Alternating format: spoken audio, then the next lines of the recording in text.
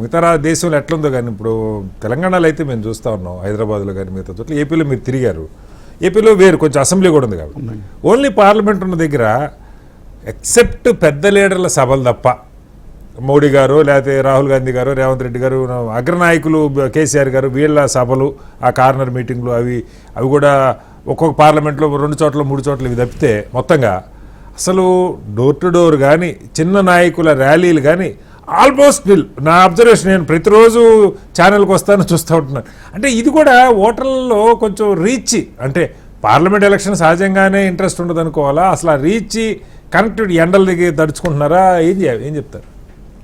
గణనీయమైన మార్పు వచ్చిందండి.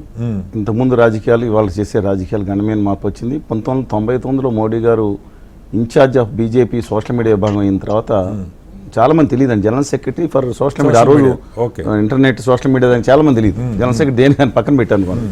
బట్ ఆ తర్వాత దాన్ని అద్భుతంగా వాడుకుంటాం. సరే, నేను పాజిటివ్గానే చెప్పట్లేదు, వాటి మిగతా పాటలు అందిపుచ్చుకోలేకపోవచ్చు.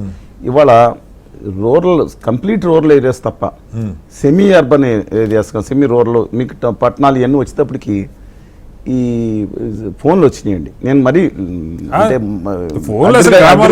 అగ్రికల్చర్ లేబర్ కూడా ఫోన్లు ఉన్నాయి, బట్ స్మార్ట్ ఫోన్ లేకపోవచ్చు. కానీ ఫోన్ ఉన్నవాడు చూసుకుని 10 మందికి చెప్పే పరిస్థితులు ఉన్నాడు. ఒక ఆటో డ్రైవర్ 24 గంటలు ఖాళీ ఉన్నప్పుడు ఏం చేయాలని దిక్కులు చూసేవాడు. వాళ్ళు 24 గంటలు నిమ్మకి మనం పిలిచినా కూడా పట్టించుకునే పరిస్థితి లేదు పరిస్థితులు. ఈ ఇంపాక్ట్ చాలా ఉందండి. రెండోది, ఇప్పుడు టీవీలు కూడా మరొకసారి చెప్తున్నా. ఇప్పుడు మీకు ఇంకొక విషయం ఏంటంటే, ఈ దేశ రాజకీయాల్లో స్ట్రాంగెస్ట్ అంటే మనం దాని గురించి మాట్లాడదాం.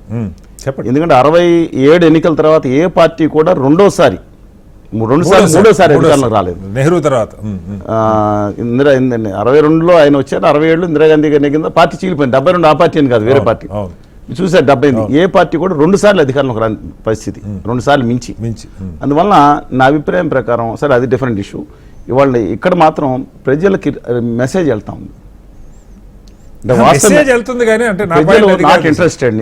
ఎలాగంటే ఇవాళ డబ్బులు అలవాటు చేశారండి. ఎంత పెద్ద నాయకుడన్నా ఇవాళ తెలంగాణలో కూడా నేను చెప్తున్నానండి, గ్యారంటీ డబ్బులు. కేసీఆర్ గారా, ఇవి ఎవరో బండి సంజయ్ గారా, లేదా కిషన్ రెడ్డి గారా, లేదా యోగి ఆదిత్యనాథ్ వస్తే ఓల్డ్ సీట్ కొంతమంది వస్తారేమో. స్టార్ క్యాంపెయినర్ స్టార్లు లేవండి వాళ్ళ దగ్గర, చెప్తున్నాను. వీళ్ళు కూడా డబ్బులు అలవాటు చేసే పరిస్థితి వచ్చింది. తక్కువ మంది రోజు మిగతా వాళ్ళు సభలకు రావాలన్న డబ్బులే, సినిమా వాళ్ళకి తప్ప. అదే ఇప్పుడు మీరు గోవింద గారు ముంబైలో పోటీ చేశారు. ఎక్కడ చూసినా కుప్పలుగా జనం. అవి ఓట్లు అవుతాయని గ్యారెంటీ. ఆంధ్రప్రదేశ్లో అయితే ఇంతకుముందు ఎన్టీఆర్ గారు, తర్వాత చిరంజీవి గారు వచ్చినప్పుడు పవన్ కళ్యాణ్ గారు నిజామాబాద్లో మీటింగ్ పెట్టినా వస్తారు 20-30 మంది. అక్కడ కానీ డబ్బులు లేకుండా వచ్చేది. ఎట్లా వాళ్ళు ఏమవుతుందంటే పాలిటిక్స్ని సీరియస్గా తీసుకుని వాళ్ళు చెప్పే భాషను, అంటే వాళ్ళు చెప్పే స్పీచ్ ఇందామని అద్భుతంగా. మేము ఎక్కడో ఉంటే వాజ్పేయి గారి మీటింగ్ అంటే ఒక 200 కిలోమీటర్లు వెళ్ళి ఇంటానికి ఆసక్తి చూపించేవాళ్ళు. ఎన్టీఆర్ మీటింగ్ కూడా అప్పట్లో ఫోన్లు లేవు, టీవీలు లేవు, ఆ టపాసులు పేల్చగానే ఊళ్ళో కుర్రోళ్ళంతా పరిగెత్తేవాళ్ళు. వాళ్ళ ఆసక్తి, వినాలని ఆసక్తి. ఇవాళ 24 గంటలు టీవీలో చేరి, నేను టీవీలో చేరంటే తప్ప అంటలేదు, మనం కూడా చేరింది అక్కడే కదా. ఈ ఎమోషన్స్ ఒక రేంజ్గా తీసుకెళ్ళిపోయారు. ఏమని ఒకరినొకరు తిట్టుకోవడం, భాష చెప్పుకోవడం కూడా మనకు అసభ్యంగా ఉంటుంది. మెయిన్ ఇష్యూస్ పక్కన పడుతున్నాయి. వాళ్ళ తెలంగాణ రాష్ట్రంలో కానీ వాళ్ళ మీరు ఎక్కడ పార్లమెంట్ ఎన్నికలు జరిగినా మెయిన్ ముద్దా ఏం జరుగుతుందో ఆ ఇష్యూ పోయి పర్సనల్ ఎలిగేషన్స్, ఆరోపణలు ప్రజలకి తాము ఏం చేయదలుచుకున్నారో చెప్పే పరిస్థితి లేదండి. అందువల్ల బట్ అన్ఫార్చునేట్లీ ఏంటంటే నేను అనుకుంటా ఉన్నాను, ఫ్యూచర్లో డెఫినెట్గా ప్రజలకి ఇంపార్టెన్స్ తెలియజేసే బాధ్యత ఉపాధ్యాయులతో సహా కరికులంలో ఒక భాగంగా పెట్టి ఎలాంటి వ్యక్తులు రాజ్యానికి రావాలో అది కూడా పెట్టుంటే బాగుంటుందని.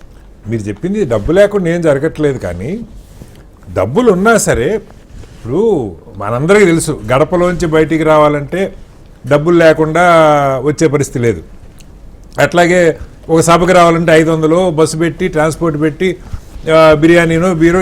బట్ అయినా కూడా పార్టీలు సరే అది ఆత్మవంచన అనుకున్నా కూడా జరిపాయి ర్యాలీలు. ఇప్పుడు డోర్ టు డోర్ తిరగాలి, ఒక బైక్ ర్యాలీ చేయాలంటే బైకుల్లో పెట్రోల్, ఇవన్నీ కూడా మనకు తెలుసు.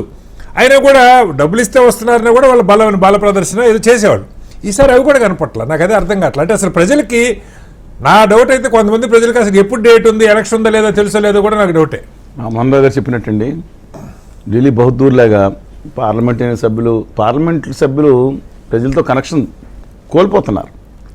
బారింగ్ ఫ్యూ అండి. ఆ పార్లమెంట్ ఎన్నికలు అయితే చెప్పిన పంచాయతీ ఎన్నికలకి వార్డు కౌన్సిలర్ దగ్గర కూర్చొని తీసుకొస్తాడు, ఎక్కువ ఇంపాక్ట్. ప్రతి వాళ్ళకి. అవును. అలా దాటుతున్న మున్సిపల్ చైర్మన్ లేదంటే ఎమ్మెల్యే వరకు ఎమోషన్స్ కొంతవరకు పెంచుతున్నారు. పార్లమెంట్ సభ్యులు అంటే ఒక పార్లమెంట్ ఎన్నికలు జరిగే దగ్గర అయ్యేటప్పుడు అంత అటాచ్మెంట్ లేదండి. అన్లైక్ మీరు చూశారు కదా. అందుకని ఈ నేపథ్యంలో మనం చూసుకుంటే ఫ్యూచర్ కూడా దీనికి భిన్నంగా ఉండకపోదు. ఇంకో విషయం ఏంటంటే ఎలక్షన్ ర్యాలీస్ పెద్ద కూడా చేస్తున్నారు. మోడీ గారు ర్యాలీస్ చూశాను. అదే వాళ్ళే చేస్తున్నారు. మోడీ గారి విషయంలో అసలు భారీ ర్యాలీస్ చూసాము. అవును. ఆ తర్వాత మోడీ గారు వెళ్ళిపోయిన తర్వాత రాహుల్ గాంధీ గారు వస్తున్నారు. అవును. మోస్ట్ ఆఫ్ వాళ్ళు పోల్ మీద చెప్పేది వాళ్ళే వీళ్ళే వాళ్ళు. ఓకే.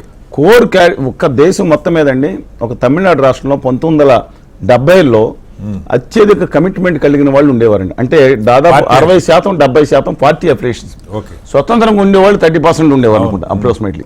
దేశంలో హైయెస్ట్ అండి అక్కడ. తర్వాత పంజాబ్ ఉండేది కానీ హైయెస్ట్. ఇవాళ ఏమైందంటే ఇది ఎమోషనల్ పెరిగిపోయినాయి. కుటుంబాలు ఉండేయండి వాళ్ళ. అవును. ఏది అసెంబ్లీ వరకు, పార్లమెంట్ వరకు అటాచ్మెంట్ తగ్గిపోయింది. ఈవెన్ అదే జనం అండి ఇక్కడ కూర్చుంటాం కాంట్రాక్టర్స్ మీకు ఎంత కావాలి ఇంత, రేపు పొద్దున ఆశాభం 70 కాంట్రాక్టర్ ఒకటే 2 పార్టీలకి. ఓకే. ఓకే. అభిమానంతో వచ్చేవాళ్ళు కొంతమంది ఉంటారు, నేను కాదంటలేదండి. కాంట్రాక్టర్లు ఒకళ్ళు. అందుకని వీళ్ళు ఇచ్చే స్పీచ్లు కొన్ని తప్ప ప్రజల నుంచి స్పందన కూడా లేదండి. ఓకే. Barring few. అవును. మనం చూస్తే అర్థమైపోతుంది. మీరున్న ఎవరు చూసినా అక్కడ ప్రజల్లో స్పందన అనేది కనపట్లేదు. ఎవరు వచ్చినా ఇదే జై అని కొడితే పోతుంది కదండి. ఓకే. Emotional attachment.